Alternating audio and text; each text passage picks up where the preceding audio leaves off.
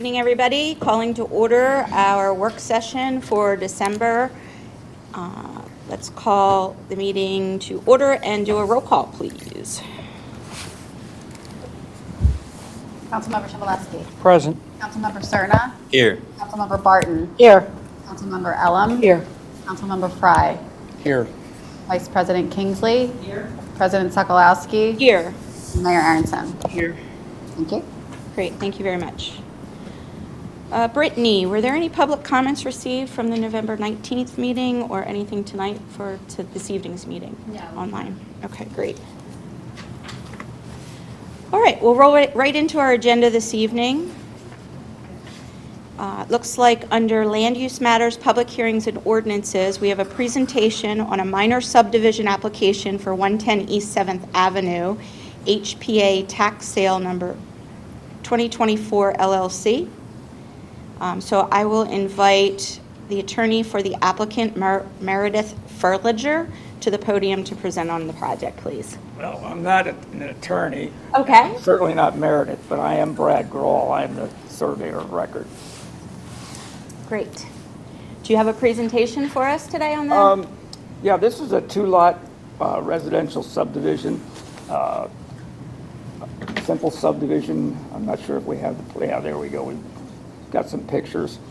There is an existing single-family attached dwelling on the one lot, and then there's a vacant lot next to it. We're simply cutting off the house from the vacant lot with the intent that within the next month or two, we'll be presenting plans for development of that lot. But this is just a simple subdivision of two lots at this point.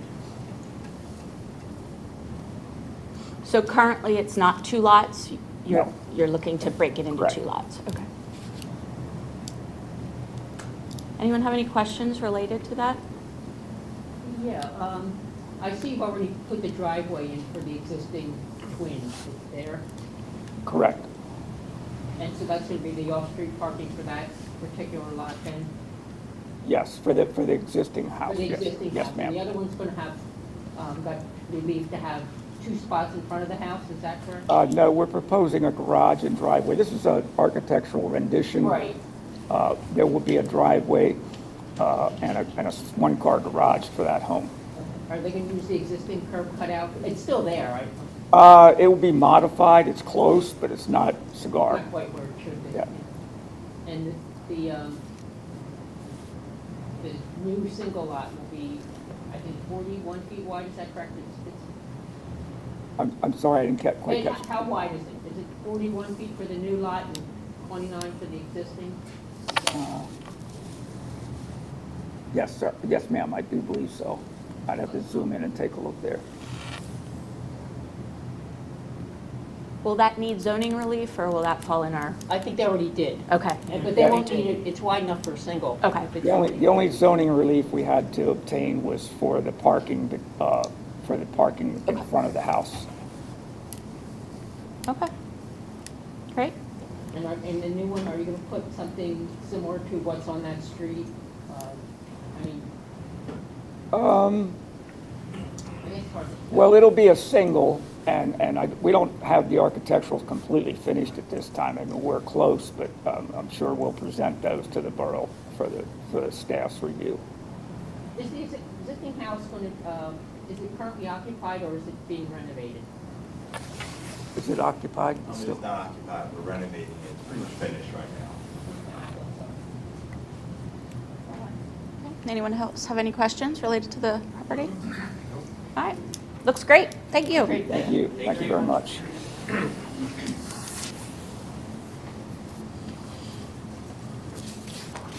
All right, we have no vote on this. It was just some information for us for this evening, so thank you. Thank you so much. Thank you. All right, next item on the agenda this evening is a discussion of the ordinance stating the borough's intention to issue a general obligation bond and take on non-electoral debt. Patrick Obermayer? I wish, yes. Patrick Scott Yes. from Obermayer. Mike, I wore my glasses and still got it wrong. The law firm is the Obermayer firm in Philadelphia. I'm a partner at the firm, and thanks for having me. And I was asked to give a brief presentation on the ordinance. This is actually not something you'll be voting on tonight. It's something that may be presented early in 2026. We've been working with the council with the borough staff to come up with a program to finance certain improvements that are needed in the borough. And this would be what I would consider the first phase of financing the construction of those improvements and those projects. As bond counsel, it's our responsibility to kind of oversee kind of the issuance of the bonds. The bonds are just a financing instrument similar to notes. They are tax exempt, meaning that the investors of the bonds who actually buy the bonds don't have to pay income tax on the interest that they earn on the bonds, but they're very technical requirements, and part of our oversight duty is to make sure that the bonds are issued appropriately to maintain that exemption for the benefit of the investors, and that is passed on to the borough in the form of less expensive debt. The ordinance is something that we would draft as part of that. So I drafted, or our firm drafted, the ordinance that would be presented for approval in January. Before it is adopted, we have to advertise. We'll do that. It has to be done at least 3 days prior to the meeting in which the ordinance is considered. We'll do that well in advance of that, up to 30 days in advance, but not without your approval, of course. I'll just give a short presentation. It's a long document. I believe you all have it. I'll just give a short presentation on what's contained in it, why things are there, and if you have any questions, just interrupt me and ask. I won't go through the whole thing. It'd be quite dry, I think, but I'll give it my best shot here. So the first thing in the ordinance is on page 1, and kind of throughout the document we define the project. The project in this particular instance would be the issuance of up to $12 million in bonds to finance the design of the new design and kind of, I think, the initial development of the new public safety building in the borough, to finance improvements to the Veterans Square project, and also to finance some road improvements that are kind of an ongoing concern as I understand it. So those are the three things that are going to be used for the first bond issuance. We say up to $12 million. It's probably not going to be up to $12 million. This ordinance is called a parameters ordinance, which means that you'll see there's a schedule attached to it which has kind of the maximum amounts that can be issued. When the underwriters go to market to sell bonds, the proceeds of which will benefit the town or the borough, they like to have flexibility in structuring the best financial transaction for the borough. I believe this particular issue is slotted to be under $10 million, which actually does give another tax benefit to the investors into the borough as well. But we state $12 million so that the underwriters have flexibility to structure the bonds within the parameters that are set forth in the ordinance. So nothing gets done unless the borough approves it. When the bond sale occurs, that would occur after the ordinance, sometime, like I said, in January to February of 26. We would close probably 30 days after that. So that's really the whole point of it, is to approve the project and approve the issuance of the bonds. Some of the more technical features are that we are authorizing the preparation of what's called a debt statement, an application to the Department of Community and Economic Development in Harrisburg, DCED as it's called. It oversees all of the municipal finance transactions done with it for municipalities in the Commonwealth. There are certain limitations. You can't borrow more than a certain multiple of annual revenues, collectively. So we have to present to the DCED that we're within the limitations. The borough will be well within the limitations, of course, on this particular issue. As we get further along, we watch that, or the underwriters and financial advisors will watch it, but we can't go over it. There's no intention, certainly, to go over it, but that's part of the application process. The ordinance authorizes the execution of a bond purchase agreement. That would be with the underwriter, which we're suggesting RBC Capital Markets be appointed as the underwriter.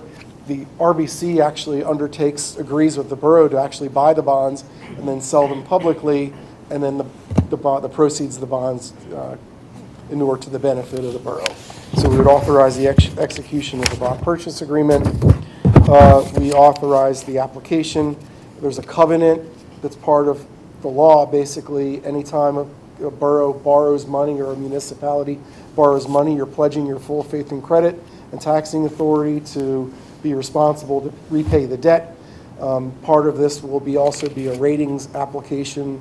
I don't know if they're using Moody's or S&P, but rating agencies get involved to make sure that that all of this the proposed financing is within budget. It's they do stress tests. They make sure that the borough can afford to repay the debt, that kind of thing, and that's ultimately what the rating agencies kind of bless the transaction, and that's how the bonds are sold. There are agreements in here to make certain covenants, what I call federal tax covenants. You can't take the money and not use it for the project. If you do that, the whole thing could blow up. What would happen is if the project itself costs less than the amount of the bond proceeds you receive, you would have to restrict the use of those funds. You can invest them, but you have to restrict them pretty severely, so you can't borrow money to make money, or you would have to use that money to repay the debt. So it's kind of specific, and that's why the financial advisors are suggesting we divide the kind of the overall project up into different pieces, simply because we have to be relatively specific about what we're funding and watch it closely. Other than that, the ordinance would authorize the issuance of an official statement. That's basically an offering document that investors would get to see that has a lot of description about the borough and the borough's activity, the composition of the board, the operating history, the operating statements, things like that. Investors get to see all that information. The borough council would be authorizing the issuance of that. And we all look at that very closely. Bond counsel, the underwriters, the borough staff, everybody looks at it very carefully. It's quite a long and complex document, but it's thorough and accurate. And that's the whole point. And then it just authorizes the issuance of the bonds, and there's a bond form attached, which is a customary form that's used in the Commonwealth of Pennsylvania. Those are the hot points of what the ordinance does. I think the takeaway here is you'd be authorizing the issuance of bonds to finance a project, and the obligation to repay the bonds basically over a period of time, kind of in connection with any other debt that the borough has. If there's any questions on any other details, I'm happy to address them. I have one question. Of course. You're saying you're recommending RBC as the underwriter. Yes. What is pointing you in the direction of RBC versus someone else? Obermayer, the law firm, responded to a request for proposal, and we were asked to designate a team or recommend a team. Okay.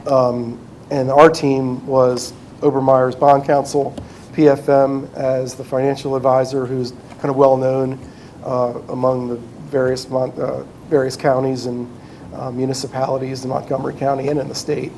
And we also recommended RBC. So when our RFP was accepted, it's kind of presumed, I suppose, that RBC would be the underwriter. But that's part of the ordinance would also authorize the engagement of the three parties to undertake the financing. So that's why I say recommended. It was part of our proposal, Okay. our response.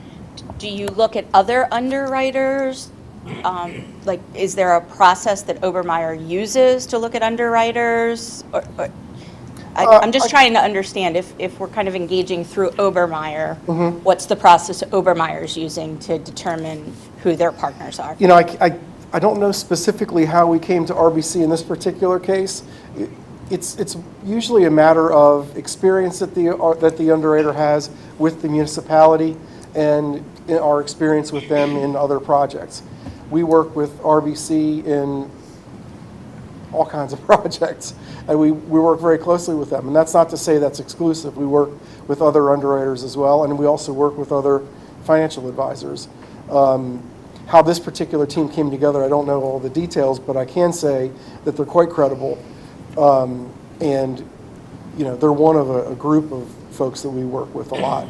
And I know that some of the underwriters in the area were on other teams, and ours was selected. But specifically, why RBC in this particular case was part of the program, I don't know. There might have been some relationship they had with the borough in previous transactions, but I don't want to speak out of turn. I don't know the exact history. Do you have any Yeah, we information do on have issue RBC? with RBC, and the RFP process required the entity that was responding to it to include both a financial advisor and an underwriter. So in essence, your team is set You as council received the responses to the RFP. You did a bid tabulation to the RFP. That was the team that was ultimately selected, and they were here to present to the council and to the public in terms of the services that they could provide. Okay, thanks. Welcome. Thank you. You're welcome. Anyone else have any questions? Yeah, I have a, excuse me. So you talked about the general steps or stages. Can you talk about the timeline for them that we would expect to go through? Yeah, and Stephanie may have a better recollection of the precise timeline, but for this particular project, I believe we are anticipating having the ordinance adopted in January. And then from there would be, we would do the necessary due diligence or whatever. And then a bond sale ordinance, if we kind of keep things moving, I think the idea is to have money available from the bond proceeds in the spring of 2026. So the process would be ordinance is approved, probably 30 days from there to get the bond sale together, and then the bonds are sold. And then from that point, we make the application to DCED. The law there is that we make the application and DCED has 20 days to react. And then usually we kind of project from the date of the bond sale 30 days until we close. So if we use like a truncated line and we say, let's just go as quickly as we can, ordinance approved in January, bond sale in early February, closing in early March. I mean, that's kind of the idea.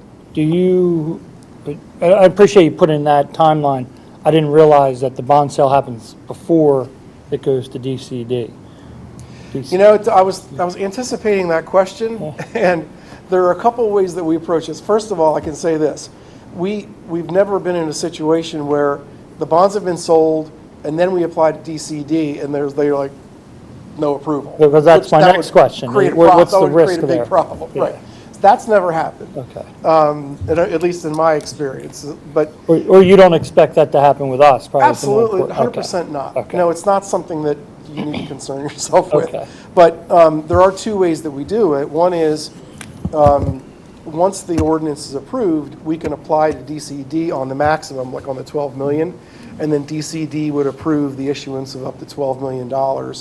And then their records show that the borough is issuing 12 million in debt. That's probably not going to be true. It's probably going to be less than 12. So that's kind of why we wait.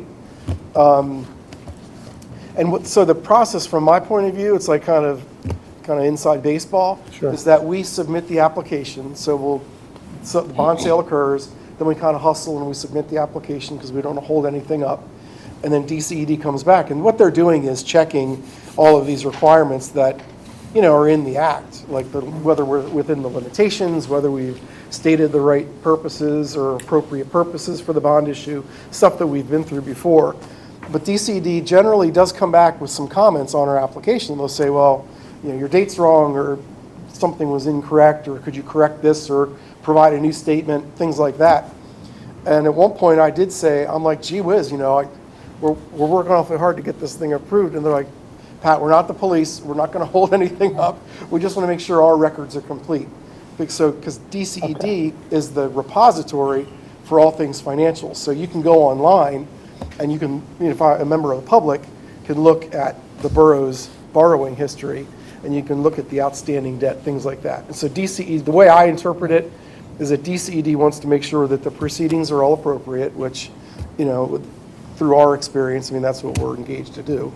And then they also want to make sure that their records are complete, so that when we go back next year for another bond issue, there's no disconnect. And that's a lot of times what we do with DCD. It's like they might have approved a $12 million issue 2 years ago, and I'm coming back saying, yeah, 2 years ago we issued bonds in the amount of $9,800,000. And they're like, wait, we're showing 12 million. So there's a lot of back and forth to make sure that the records are accurate. So that's really it. But it's a good question, because I was thinking the same thing in anticipation, but like I said, our experience has been that they're not looking to hold things up. It's just a matter of, I prefer to be more specific when we apply anyway, because I don't want 12 million approved if we're only issuing 9.8. Okay, good, thank you. And then we're also working in conjunction with all of our professional services to make sure that their timelines are matching up to Pat's timeline in terms of the ordinance and DCED. So we have the bid for the Veterans Plaza that's going to go out in December. So we'll have those bids back to understand where that financial threshold lands, because that'll factor into what that final number is for the first draw. And then Alloy 5 was here last month to present the final rendering for the proposed public safety services facility, and they'll be getting us final estimates for what they think that, that first phase of construction looks like. And then the last thing is the road program, the road infrastructure program. So Tyler Williams from RVE has been tasked with generating a 3-year road program that will go along with the 3 years of debt that we'll be drawing down, because that's part of this process as well. So while Pat and his team are working on the timelines for the actual debt itself, the other professional services are working on finalizing their numbers in order to make sure that when we do this, it is in fact the accurate figure for the money that we need to pull, so that Pat's sending the accurate figure to DCED. So there's just a lot of moving parts here. That's right. And actually, it's an excellent point, because there's a representation in the ordinance that I didn't mention, but the Debt Act, which is the law, requires the borough to represent that it has reasonable cost estimates of the project that's going to be undertaken. So she'll have all those cost estimates, so we're not over borrowing. And then also under federal tax law, at the time the bonds are issued, we have to be able to represent that the borough anticipates spending 85% of at the time that the bonds are issued. The anticipation is that 85% of the proceeds of the bonds will be spent for the project within a 3-year period of time. That's not like a hard deadline. It's just an IRS requirement that basically, what all of this is doing is it's kind of forcing us to not overborrow. Anyone else have any questions? All right, thank you very much. And so the ordinance itself will be back on your agenda for December 17th for authorization to advertise. And then, as Pat mentioned, it'll be back on your agenda in January once it has been advertised for approval. Great. Thank you. All righty. Next item on our agenda, we are going to go into our presentation phase of the agenda. And this is to look at Conshohocken Pocket Park and Porch Festival proposal. And we're going to ask Kevin Tierney from Burb Media to come up and give us some information on the festival event proposal. Hello. Hello. About 4 years ago, I started investigating how to do a porch festival in multiple towns. And I actually met with a person who did one in Percy, and we spent like a half a day riding around Conshohocken talking about what works, what doesn't work. And with the farmers market and the winter market, I'm just getting to it, essentially. And it's really a kind of a low-key event. It could be a big event, but it's pretty low-key. If you actually, do you have the logo you can put up? When I was designing the logo, I kind of made it seem like very low intensity, because I didn't want to make it seem like a music festival or anything. It's really something you're supposed to meander around town, listen to music in the parks, other places, and then hopefully you're going to dine out, go shopping while you do all that. And it would last, well, first the date we settled on when I was talking to the staff was October 3rd. And it would be like 11 to like 6, and then possibly something bigger at like the hotel that night.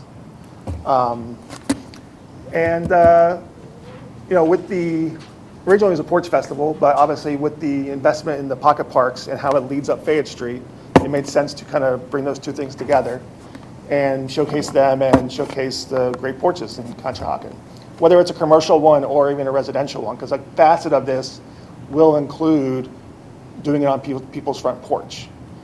And that's like application process where they submit, here's what I agree to do, and then we just got to pick which 2 blocks, one on the east side, one on the west side, work for that year. And we don't want people walking all the way down the hill and have that come back up, at least the first year, until it grows, if it does grow. And it'd be all kind of different genres of music, everything from kids learning to schools to professionals, a mix of all different varieties.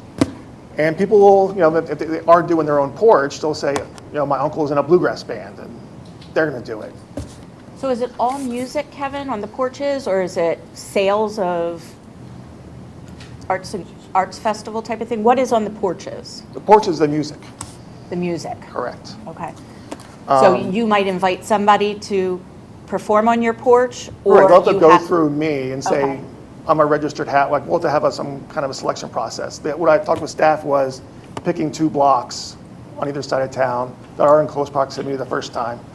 And, maybe there's 2 or 3 houses on that block that are doing it. Okay. And they'll basically be set up like a block party, Okay. where you control both the ends of the block, and that's where that's happening for the porch part of it. And then the pocket park part of it is obviously happening along Fayette Street and like Mary Wood. And we're not trying to sell any alcohol ourselves. The only thing that might happen is there could be some kind of beer garden at Leland Mansion. They want to reserve I only talked to the hotel in Leland Mansion about this. And they want to reserve the right to be able to book a party that day and pay their bills. So they think we could probably do it till 2 o'clock safely, but that might not be worth it. So that's all still we're working on. And the main thing is pedestrian safety. I don't see people coming up and down Fayette Street. And talking with staff, it'd be a lot of signage, encouraging people to cross where the lights are. And you can even, kind of like position, may not use a block because it's dangerous to cross there. And work it out that way. So I have like some A-frames on all the different blocks with some balloons saying, please cross the next block if we don't want them to cross there. Almost we can't prevent them from doing it, but encouraging. Are you looking at food vendors throughout, or Well, what are you? I haven't gone to, like the restaurants and things yet to kind of engage with them about that. I did talk about, we do want to close 2 side streets. Okay. Next to the, I just forget the name. Across from Leland Mansion, the Shriner, Yeah. that street, and also the street out here on 4th, because there's the porch, the patio at the deli. Deli, And then over here. And that'll be a place where we can put bathrooms and potentially a couple vendors and maybe a food truck, depending on how the restaurants want to get engaged and that kind of thing. It would be my preference to have the restaurants engaged and do it first. Because if we do the night event, we're actually going to take a break at like 6 to 7:30 and say, go eat dinner, come back. Okay. That type of thing.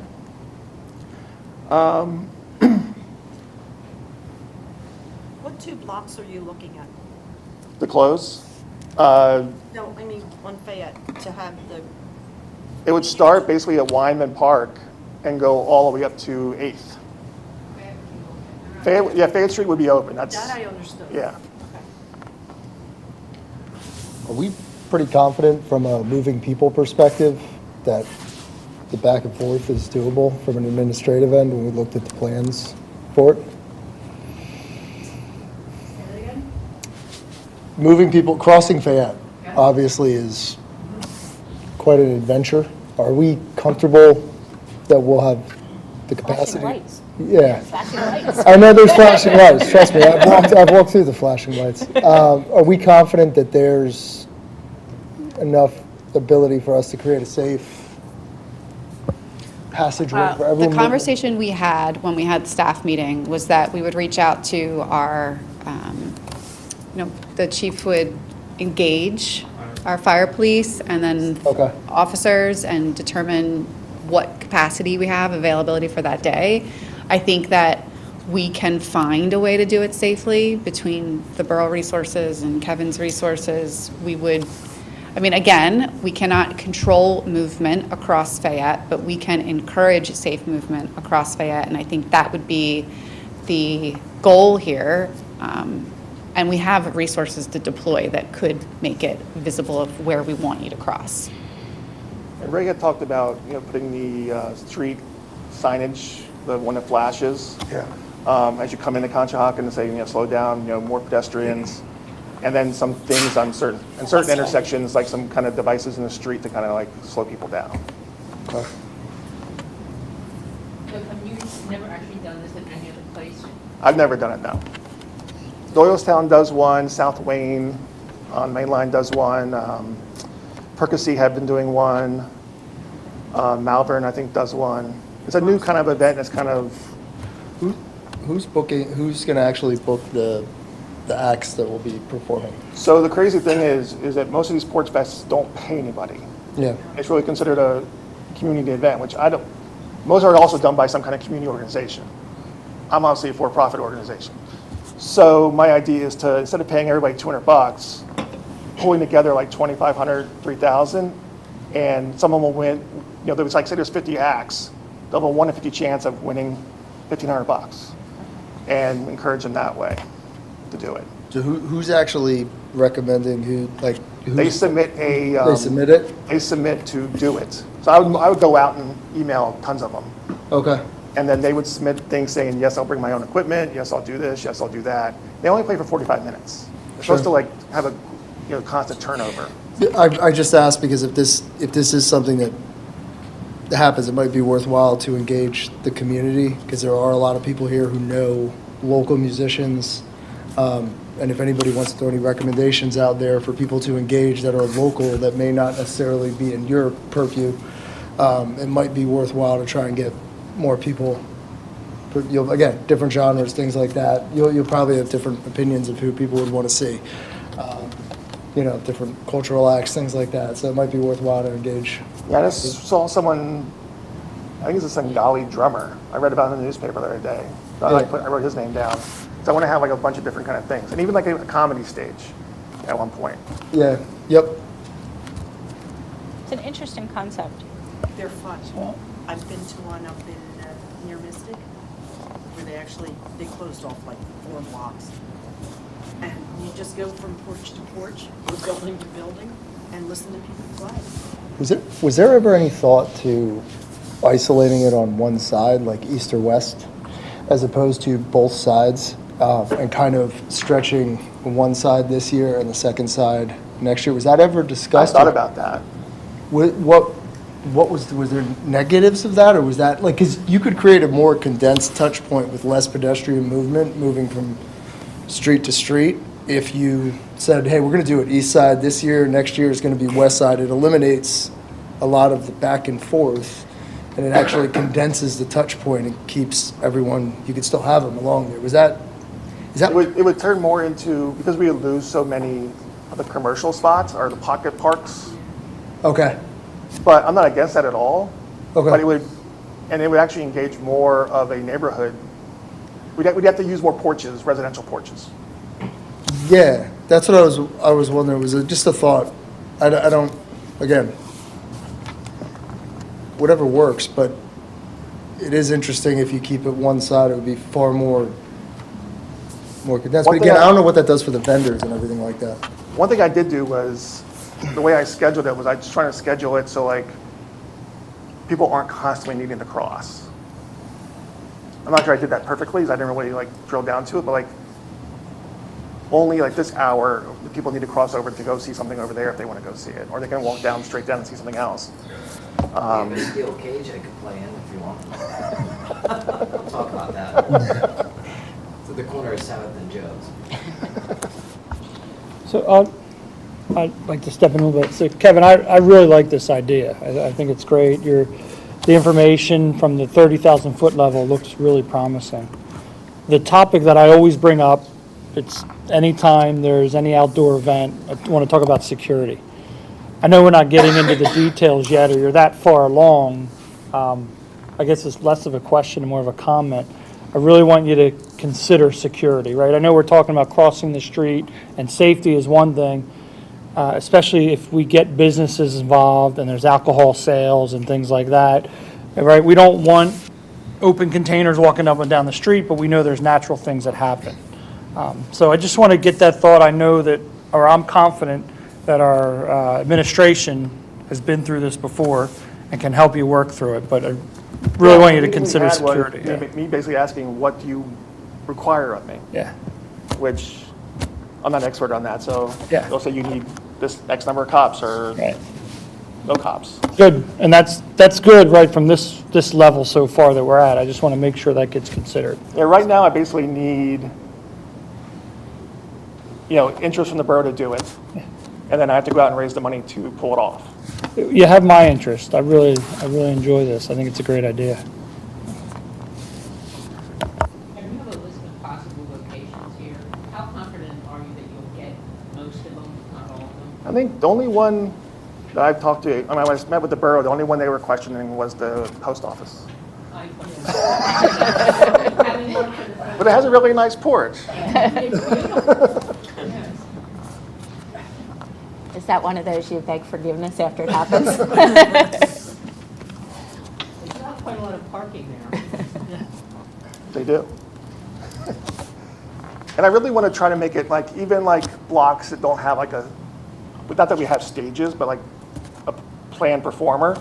Even like some buskers. It's kind of like, so as you walk up, there's always someone in front of you playing music. You may want to reach out to Kevin Stackhouse, Theaters in the Park, because they're going to start putting some groups together for the theater groups to sing, and they may He emailed me, I just haven't got to him yet. After the, maybe looking for some opportunity to sing. I'm definitely interested. It's an interesting kind of proposal, and to see how it kind of falls out. And that will definitely get people really in the walkability component of what we're trying to do on Fayette Street. Well, also, it'll actually utilize the pocket parks that we've invested a lot of money into to design and give them a use and some vibrancy to them and bring people to them. So from our end, we've done all that work to actually utilize them in this fashion is a cool concept. Yeah, I really appreciate that. This would be a fantastic way of effectively announcing that our pocket parks are complete as well. So while we are going to have, their own separate opening ceremonies and they'll be used, this getting people to actually go and see what they are, experience them, and at the same time, I really love the idea of people having to walk throughout the borough and then putting up signage that, where this will be happening throughout Fayette. Because the more that the general public gets used to understanding Conshohocken has events in Fayette, and there's a lot of people walking around, the more in general they will understand, don't speed through Conshohocken, you'll get stopped. So I really appreciate how it brings all of that together, and especially this community aspect of going and trying to find local musicians or artists to put on shows.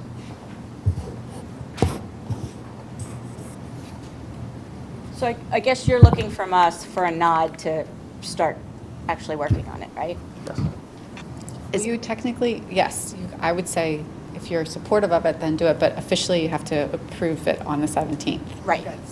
Yeah. But to get him started, Yes. he can have a little nod before Yeah. I think you're hearing positive feedback, Yeah. right, Yes. from us, so, yeah. I'm not going to start unofficially. after the winter market anyway. You got a lot of work, a lot of work there. Okay, sounds like it's Great, positive. thank you. All right, thank you. Thank you.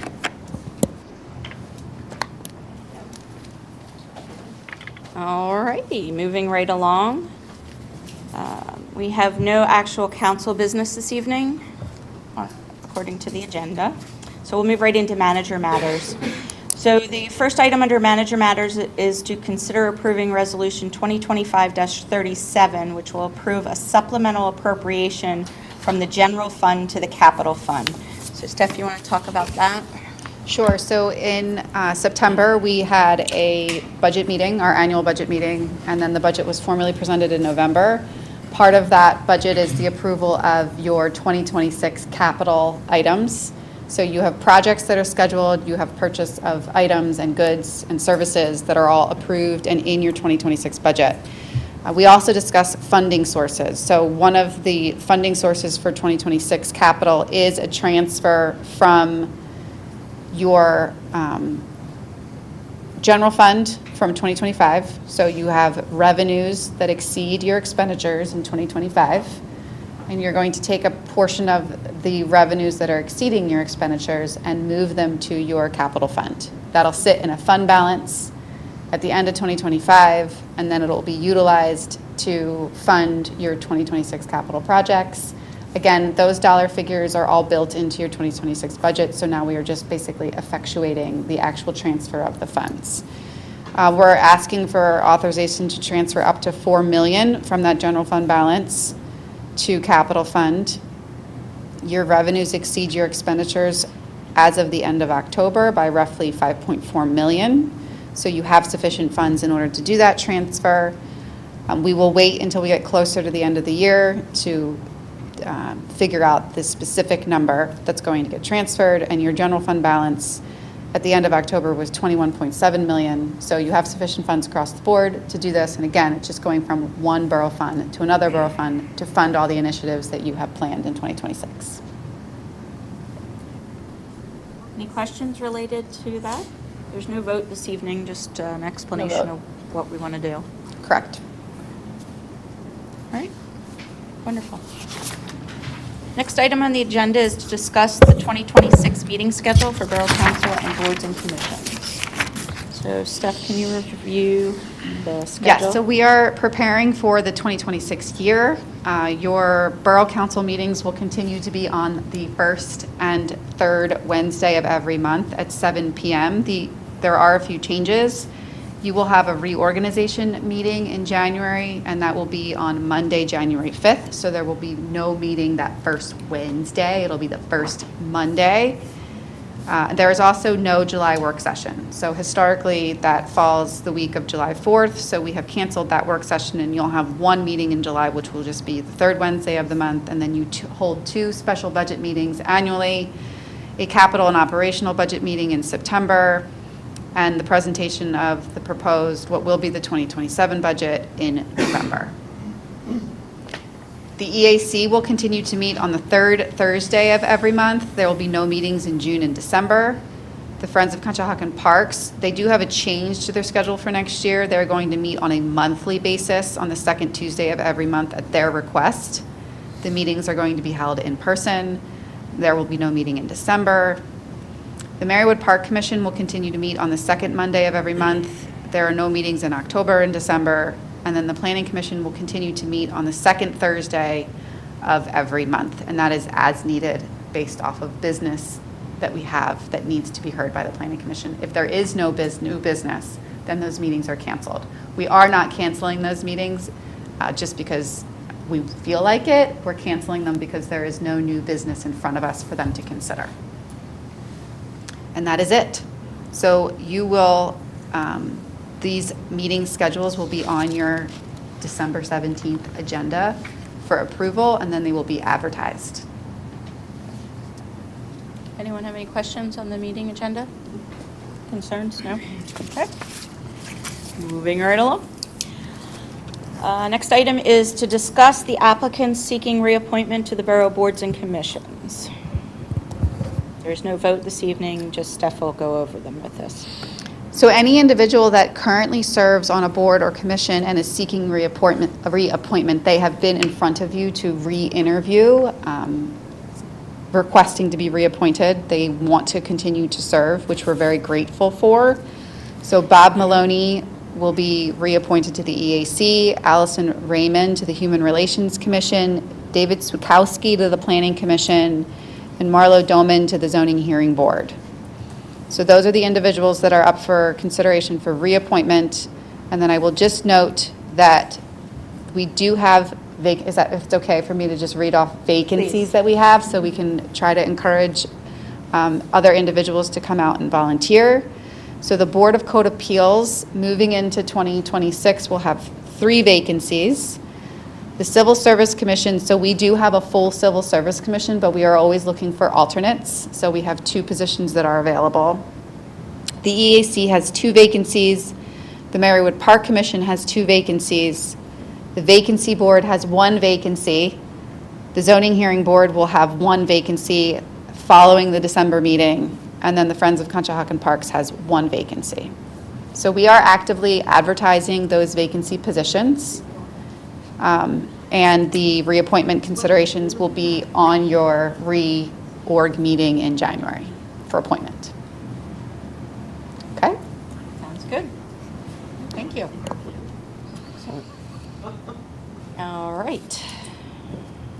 And no vote on that for this evening. We will reappoint December 17th. We will reappoint At the board meeting, sorry. Gotcha. All right.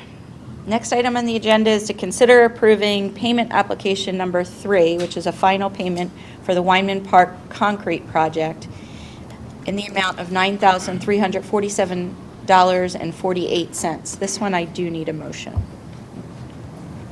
I'll make that motion. I'll second.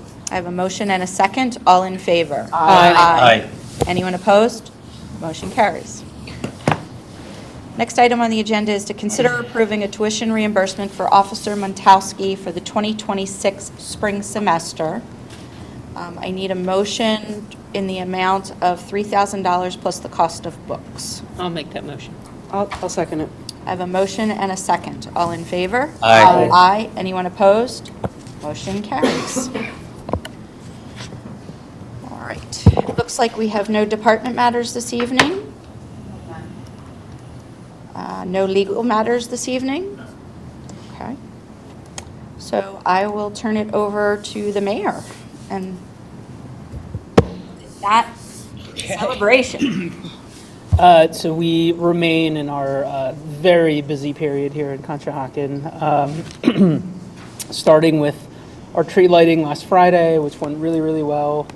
As you can see from the crowd who braved the weather and that horrible Eagles game. Thank you to Ambux, who helps to organize every year, and of course our emergency services team for keeping everyone safe and for getting Santa to the tree in plenty of time. And we look forward to having the tree lit for the month of December. We also had Small Business Saturday. I think everyone here is just so proud of our small businesses in town. And I know I don't have to say it to you or to our residents, but certainly we want to continue to support them through the holiday season because they do so much for us in supporting our events and initiatives. So it was great to be out there and to take the little guys to visit.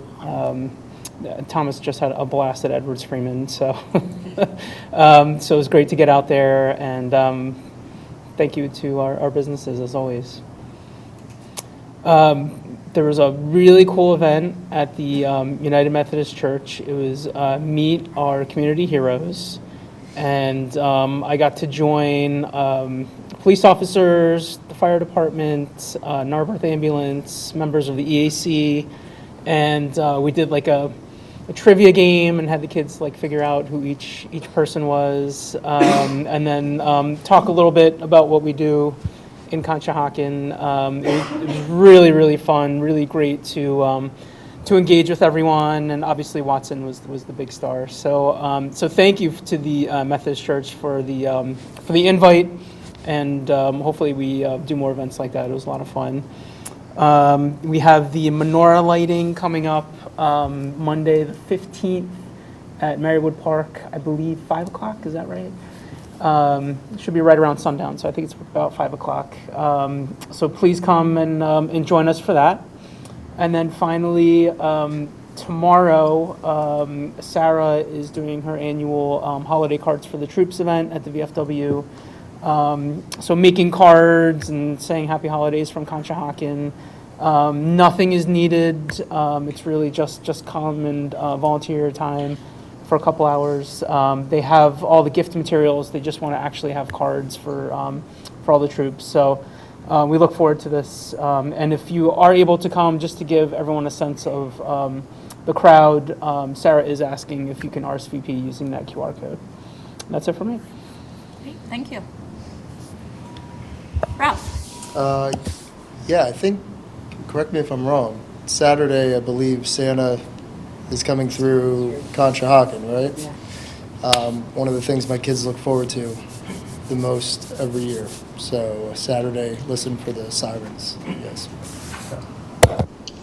I have nothing tonight, thank you. Kathleen? Nothing. Ida? Adrian? Nothing for me, thank you. Okay. Do we have any public comment this evening related to any of the items on the agenda or anything you would like to talk about? Yes.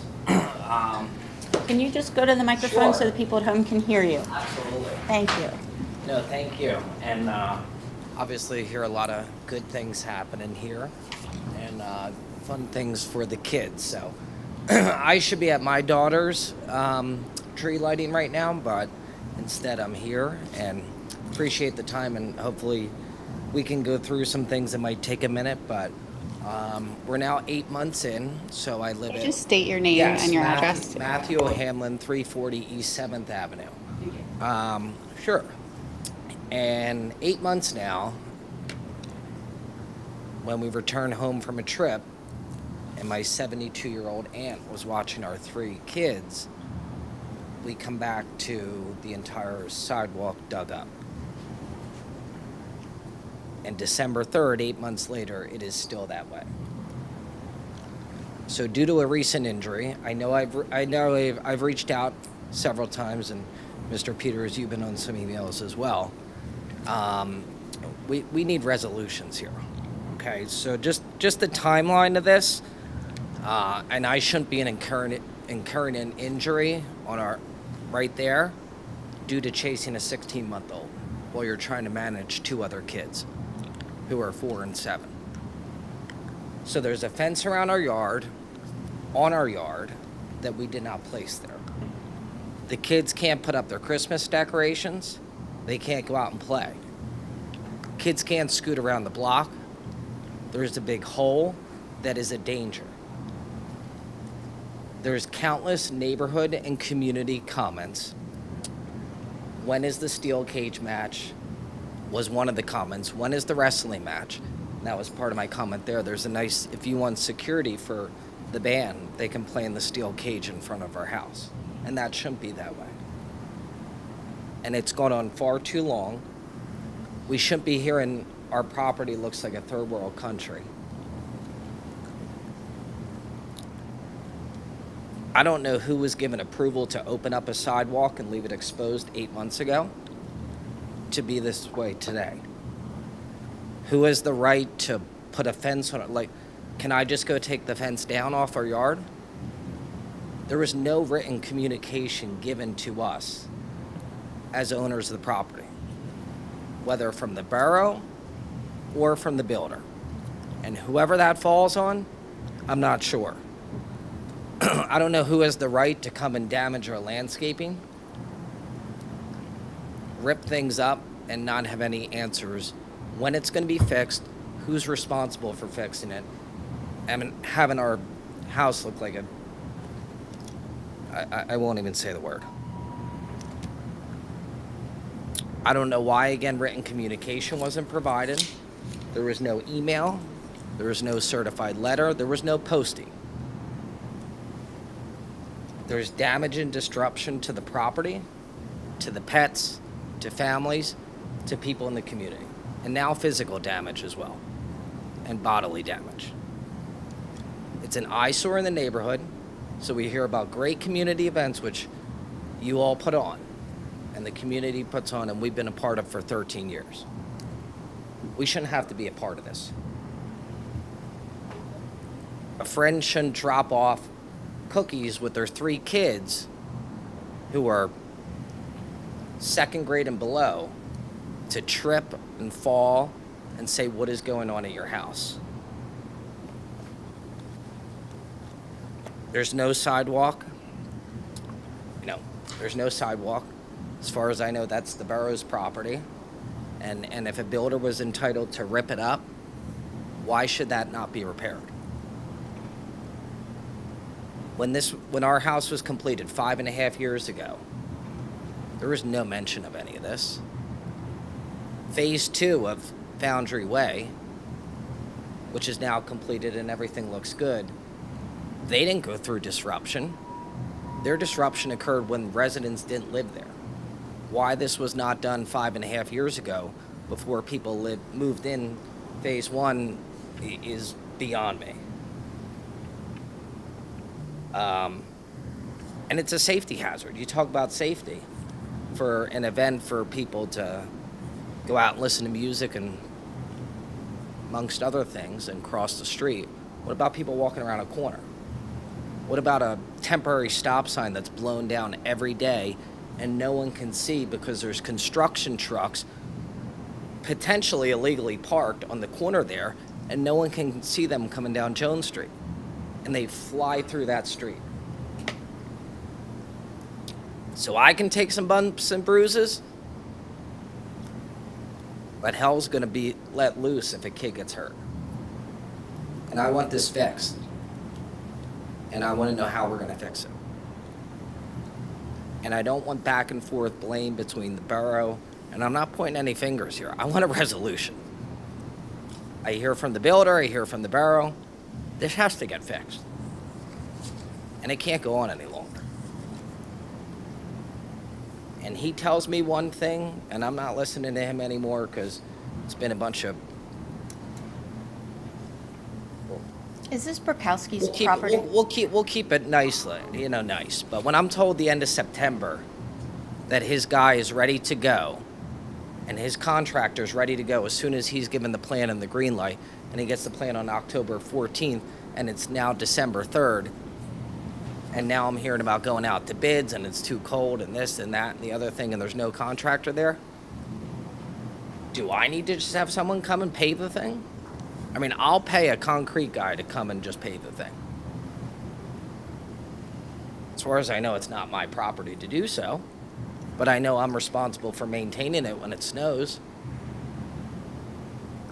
So I'm asking like what we can do to fix this.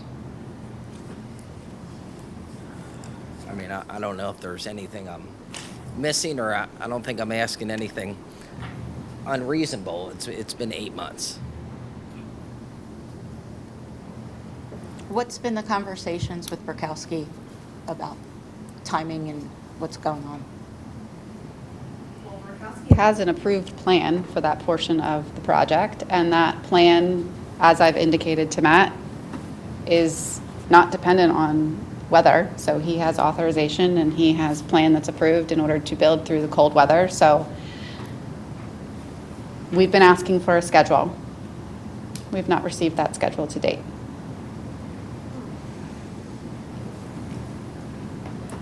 Is there anything that we can do legally? Certainly. I mean, eventually, yes. He has to be in violation of his land development agreement. We'd have to look at the timeline, but it's been going on for some time now. We have done in the past for other projects, we have moved to enforce under those agreements. That's not something I will or would like to discuss at a public meeting, but it is something that's available to us. I have been in contact with his attorney, who I think all of you know, George Ozorowski. He has retired, so it's just one more thing in this this long drawn-out process that Matt's going through. So if we get to the point where we have to enforce under the development agreement, that's something we've done before and we're not afraid to do. We'll have to analyze it to confirm that we are at that point, but it has been going on for a long time. Can we at least get our inspector out there to make sure it's safe? They're out there constantly. Okay. Yeah. This is not, I mean, Matt and I have been going back and forth for months now, so we are cognizant of what Matt and his family are experiencing. And I know that doesn't provide any relief for what you're currently experiencing, What happens when I go but take that fence down? Because that fence is on our yard. I didn't put it there. Who is? Is that civil stuff? I mean, That if it's truly on his lawn, then that would be as between I'm him looking and at a I. picture. Your house is, I know it's right across there. The fence is actually clearly in the picture, if I'm looking at the right house. It's in our landscape. Yeah, it's literally halfway into your front yard near a tree. I can't imagine that would be. It depends on where the right-of-way is, obviously, and that's not something, again, it's not something that I should comment on at a public meeting. Yeah. But that particular issue, if the fencing is installed improperly on Matt's property, is a private matter, to your point. But the underlying question of moving forward with the repairs, which Stefan's right, we have been diligently asking for, is one, that you do have a contracted development agreement in place. And there are enforcement provisions under it. And as I said before, we have moved to enforce against developers before. When we've done that in the past, how long have we waited for and what triggered it? It Different all things. depends, because Ty's done a lot of work in the borough, obviously, so I think that there was some level of trust there, and at some point it's gone. So this particular one, given where it's located, I think it's certainly gone on long enough. Is any of it the borough property? No. It's all private property. Well, some of the right-of-way may be Right-of-way. on borough property, but all of the improvements are the developer's responsibility, all of it. I mean, if that's for the culvert and the street and the sewer system, that's one thing, but why is the sidewalk not covered up? Like, why don't just concrete that thing and take the fence down, and whenever he's ready to get his bids approved and whatever the case is, come open it up again. Yeah, I think the culvert's under there, right? It's under the sidewalk?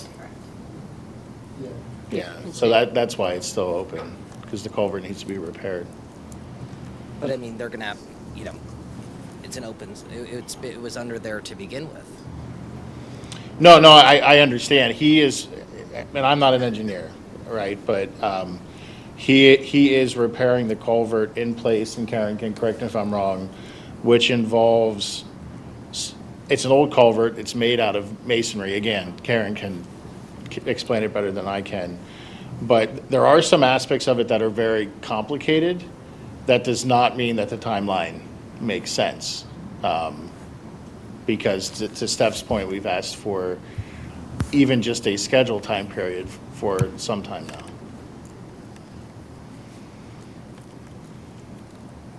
So you can't put the sidewalk back in until the culvert's repaired, basically, is what I'm saying. Because it's the structural support. So are you looking from us to say, please investigate it and please try Well, it's and, been investigated. but So this but is- please Yeah, move forward with Ty? You can't do anything Whatever the official next step- official tonight, obviously, because it wasn't on the agenda. But you can certainly tell us to escalate it, absolutely. Would you please escalate it? Thank you. Is everybody on board with escalating it? Absolutely. Yes. And if it goes to the point where we're filing something, it'll be back on your agenda, and we'll discuss it again. Okay, And like I said, we've done it before, we're not afraid to do it again, so. okay. Well, what does escalating that mean, and how does that? I can't, because part of it could involve a legal action, Matt, I can't discuss that at a public meeting. But it could go as far as drafting and filing a complaint against him, enforcing the development agreement. That would be our remedy, to file suit against him in court. I think that's what he's looking for. He just wants to, what does that mean? Which will drag. Yeah, Which Matt, unfortunately, can drag, you're 100% correct. Yes. I mean, does the borough have resources where they can take it on and go after Ty in a suit for That's a legal question that I can discuss with them, but I'm not going to answer at a public meeting. Yeah. But you're not entirely incorrect. I'll say that. But it all falls under the development agreement, everything. All of our rights are under the development agreement that we have with Ty, and there are provisions in there requiring us to take certain steps before, for example, the borough could perform the work itself and recoup the costs from Ty. Is there a reason why this wasn't done at the beginning in phase one? That what wasn't done? That this rip up when no one was living there, and now this is it. No one's been impacted by this except for us in 32 homes that are there. Yeah, that unfortunately, that's a logistics question that I'm not going to make up an answer for you. I don't have an answer to that question. Why it was timed the way it was logistically, I don't know. Right.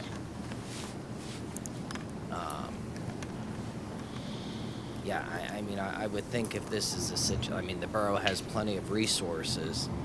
If it's a financial matter, get it fixed. Have your people do what they're good at doing and get it fixed and repaired, and then go after him if he's not.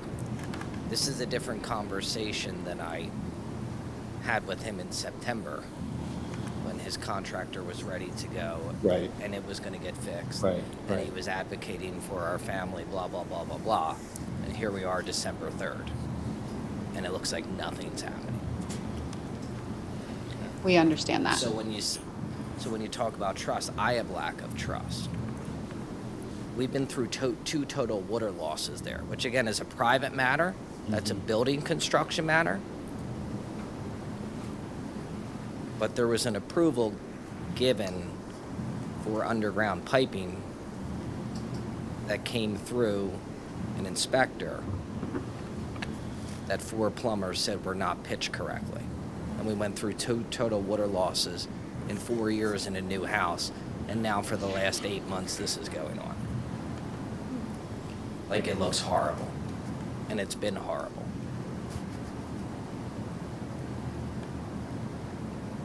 So we'll see what we can do. I'm hoping for a lot more than that than hearing that. We have to go by the legal aspect of it. So as soon as Mike goes through And what I the think, plan guys, is. we have, do we have an exec session before the next meeting stuff? We don't, okay. I need to talk to you all privately about it as well, obviously, in terms of what we want to do. But if it I mean, needs, I have multiple attorneys that are ready to go too on this thing. we advised you to engage them some time ago. Yeah, well, I was also told that you were going to reach out to my attorney, and they didn't hear from me. I don't know that, I know you're, I thought you directed us not, that you didn't want to spend legal fees, remember? It's okay, it's fine, I'm happy to talk to your attorney if you wanted to, sure. I want this fixed. No, I understand that, yeah. Okay. So where does next steps go on this? The next steps are, Mike will look at the planning to see if we're within whatever legal boundaries, and then if we have recourse, Mike will have the discussion with us to look at what next steps could potentially be by our guidance. Okay. And we'll explore the option of both the legal action against the builder and then also potentially the borough doing the fix if it expedites things and him not drag it along, which is intentionally being done. Yeah, like I said, Matt, there are a few options, and I'm not even opposed to just discussing those with your attorney if you're okay with me talking to them. Yeah, sure. There's nothing, the development agreement is a publicly recorded document, there's no secrets in there. So, because there is a third-party individual involved in this, I just can't say much more at a public meeting. No, listen, that's fine. You can connect. But I mean, there's a major safety issue there. There is a major safety issue here. So if someone physically gets hurt, are we saying that goes to the builder? Is that part of the suit that's going to the builder? Would you sue, that's up to you and your attorney to decide. yeah. Okay. I just want to understand, though, that it's So, technically his yeah, property. so it sounds like let the lawyers talk to each other. Let's get through whatever it is that we need to figure to hold Ty accountable. Yeah. And then we'll circle back around. You'll give us the input, and if we need to. Yeah, make a what I've done decision- for you guys, I mean, I'll do a memo and we'll Okay. work through it, yeah. All right, so it needs to come through the legal component at this point. Yes. Is what I'm hearing. It doesn't sound like there's any option, yeah. Okay. So it does not sound like it's going to be resolved for the holiday season. But if we have a plan, Matt, I think hopefully you, not that it does everything, but if we get a plan for moving forward, and I'll talk to your council about it, then hopefully at least you have some, sunshine on the horizon or whatever, Okay. Okay. All right. Thank you. Thanks for the info. All right. Have a good night. You Good too, night. Matt, thanks. Okay, any other public comment? Brittany, did you get any public comment while we were talking? Okay. All right, hearing no other public comment, I will call the meeting adjourned.